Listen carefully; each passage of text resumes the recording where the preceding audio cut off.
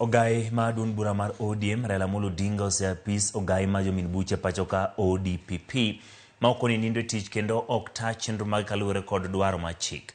Raila koni lwenj kedo kod ketho koting'o mibadhi nyalo mana nyago lemo kapis ogai ma jomin buche oketo maino kendo luwore kod dwaro mar chik ewi tayo tijgi. The Director of Public Prosecutions was also a new and exciting creation, the new Constitution.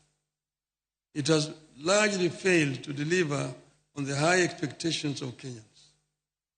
Just 1 year before we promulgated the new Constitution, in 2009, Attorney General of Kenya was described by a special rapporteur of the United Nations as the embodiment in Kenya of the phenomenon of impunity.